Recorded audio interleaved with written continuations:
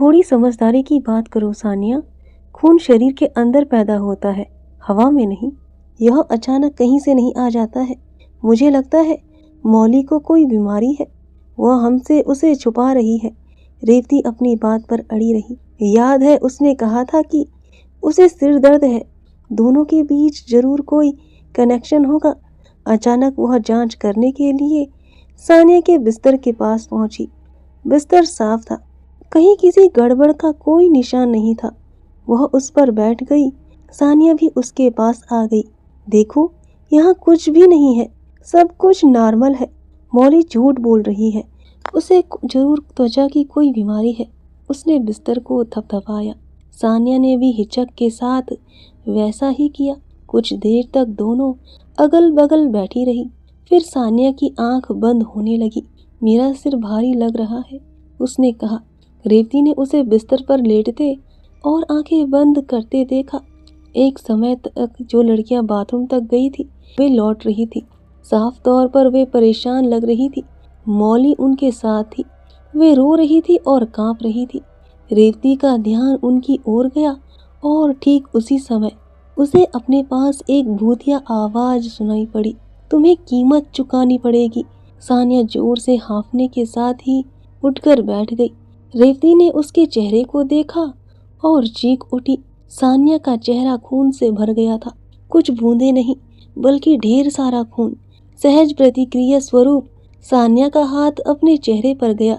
उसने उंगलियों से अपना गाल पोंछा और फिर अपना हाथ देखा। उसकी उंगलियां खून से सनी थी। उसकी आवाज गले में ही अटक गई। वह खून से रंगी अपनी उंगलियों को देख रही थी कि उसकी आंखें जैसे बाहर निकल आएंगी। फिर उसका ध्यान रेवती के पीछे गया, जहां उसे कुछ दिखा और उसे उबकाई आई और वह कांप उठी। दूसरी लड़कियां जिन्होंने भूत का एहसास कर लिया था, डॉर्मेट्री से बाहर एक दूसरे पर गिरते पड़ते भागी। सानिया बिस्तर पर गिर पड़ी।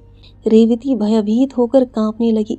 मुंह से ऐसे ऐसे शब्द निकलने लगे जिनका कोई अर्थ नहीं था। उसने आसपास देखा। अब उन दोनों के सिवाय डॉर में कोई नहीं था। वह भी हाल से भाग जाना चाहती थी, जो विचित्र रूप से शांत और ठंडा हो गया था।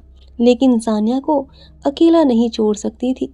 तभी उपहास करने वाला एक ठहाका गूंजने लगा। एक बार फिर कहीं करीब से ही वह डर से उछल पड़ी और दहशत में अपने आसपास देखा। डार्म अब भी पूरी तरह खाली था। धीरे धीरे वह खोखली आवाज किसी पेड़ की सूखी डालियों से बहती हवा की तरह आई और उस हॉल को अपने खौफ से भर दिया। उसने मार डाला, उसने मार डाला। रेवती कांप उठी और उसने सानिया को हिलाया ताकि उठने में उसकी मदद कर सके। चलो सानिया, उठो जल्दी, यहाँ से हमें निकलना है, प्लीज जल्दी। उसने अपनी पूरी ताकत लगाई और सानिया को बैठाया। सानिया फटे पुराने कपड़ों से बनी किसी गुड़िया की तरह डुलमुल और बेजान बैठी थी। उसके चेहरे से खून गले से बहता हुआ उसके ब्लाउज को भिगो रहा था।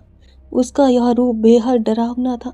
फिर भी रेवती उसके साथ खड़ी रही, उसे वहां से भगाने के लिए जोर जोर से हिलाती रही।